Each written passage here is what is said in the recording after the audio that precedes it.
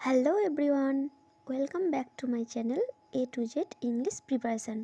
আজকে আমি তোমাদের শেখাবো পার্টস অফ স্পিচ। আমরা দেখে নিই পার্টস অফ স্পিচ মানে কি। পার্টস মানে হচ্ছে অংশ আর স্পিচ মানে হচ্ছে বাক্য। তাহলে পার্টস অফ স্পিচ মানে বাক্যের অংশ। For example, I am drinking water.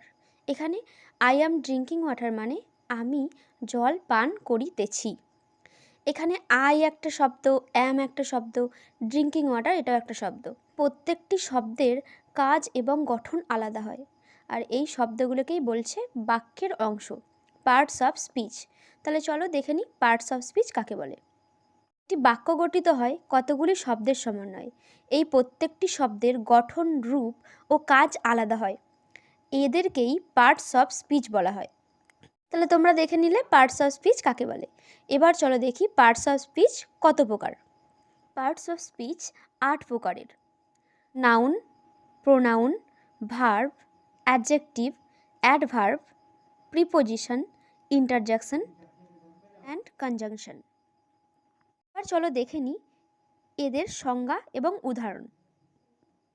Number 1, noun. তো নাউন কাকে বলে? যে পার্টস অফ স্পিচের দ্বারা কোনো স্থান, ব্যক্তি, দল, পদার্থ বা মানবিক গুণাবলীর নাম বোঝায় তাকেই নাউন বলে। যেমন প্রিয়া, কলকাতা, বুক, পেন্সিল এক্সেট্রা। তাহলে তোমরা সহজেই বুঝতে পারলে যে নাউন মানে কোনো কিছুর নাম। যেমন তোমরা দেখো, Riya is painting a picture. এখানে রিয়াটা একটা নাম বোঝাচ্ছে, তাই রিয়াটা এখানে হচ্ছে নাউন। আবার দেখো, I am going to visit Kolkata. এখানে কলকাতা একটা জায়গার নাম, তাই কলকাতা এখানে নাউন হিসেবে কাজ করছে। তো নাম্বার 2, প্রোনাউন। প্রোনাউন কাকে বলে? যে পার্টস অফ স্পিচ নাউনের পরিবর্তে নাউনের স্থলে ব্যবহৃত হয় তাকে প্রোনাউন বলে।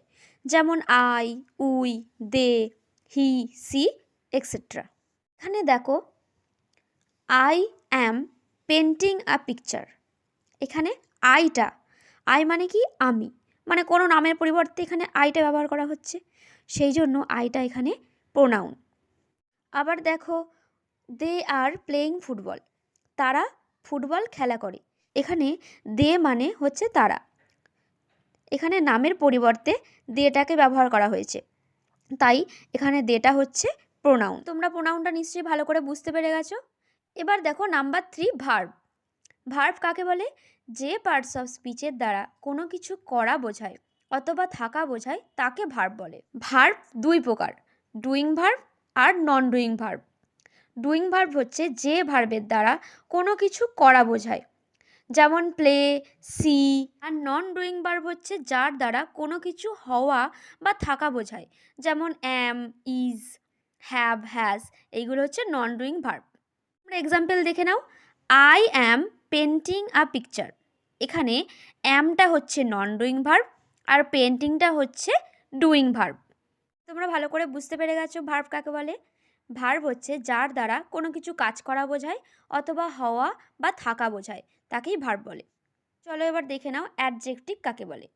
যে পার্টস অফ স্পিচের দ্বারা কোনো নাউন বা প্রোনাউনের দোষ, গুণ, অবস্থা, সংখ্যা, পরিমাণ ইত্যাদি বোঝায় তাকে অ্যাডজেক্টিভ বলা হয়। যেমন উদাহরণ, red, green, tall, fat etcetera. যেমন দেখো, I have a black pen. এখানে ব্ল্যাকটা হচ্ছে অ্যাডজেক্টিভ, কারণ এখানে ব্ল্যাকটা কিসের গুণ বোঝাচ্ছে? পেনটার, যে পেনটা কেমন। Next, adverb. অ্যাডভার্ব কাকে বলে? যে পার্টস অফ স্পিচগুলি ভার্ব ও অ্যাডজেক্টিভকে মডিফাই করে তাকে অ্যাডভার্ব বলে। যেমন হি কামস হেয়ার ডেইলি। এখানে ডেইলিটা হচ্ছে অ্যাডভার্ব। এখানে হি কামস হেয়ার ডেইলি মানে সে রোজ এখানে আসে। তাহলে সে কেমন আসে? এখানে রোজ আসে, তাহলে এখানে ভার্বটাকে মডিফাই করা হচ্ছে। আবার দেখো, I wake up early in the morning. আমি সকালে খুব তাড়াতাড়ি ঘুম থেকে উঠি। তাহলে এখানে আর্লিটা হচ্ছে অ্যাডভার্ব। তাহলে তোমরা দেখে নাও অ্যাডভার্ব কোনগুলো। Daily, twice, bravely. Next, preposition.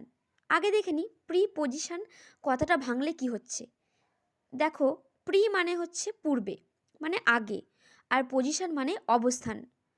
তাহলে প্রিপজিশন হচ্ছে এমন জিনিস যা কোনো কিছুর আগে বসে। তাহলে প্রিপজিশন কাকে বলে দেখে নেওয়া যাক। যে পার্টস অফ স্পিচ কোনো নাউনের আগে বসে ওই নাউনটাকে বাক্যের অন্যান্য শব্দের সঙ্গে যোগ করে দেয় তাকেই প্রিপজিশন বলে। যেমন in, on, to, under, beside etcetera.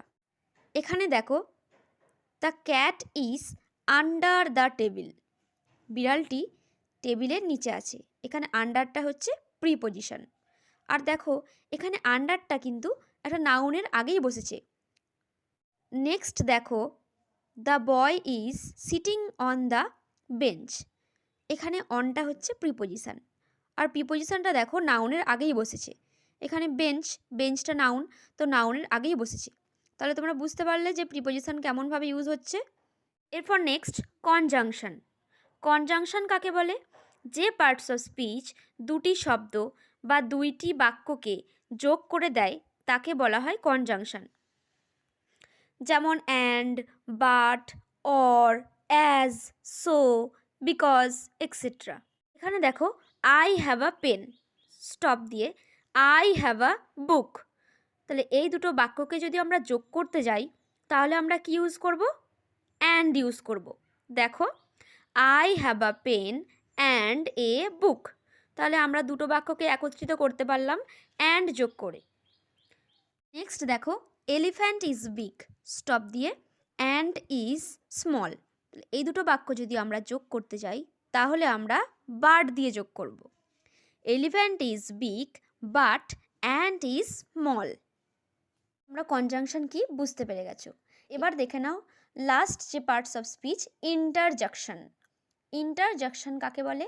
যে পার্টস অফ স্পিচের দ্বারা মনের দুঃখ, কষ্ট, আনন্দ, ঘৃণা, বিস্ময় প্রভৃতি প্রকাশ করে তাকেই ইন্টারজাকশন বলে। Hurray, alas etcetera.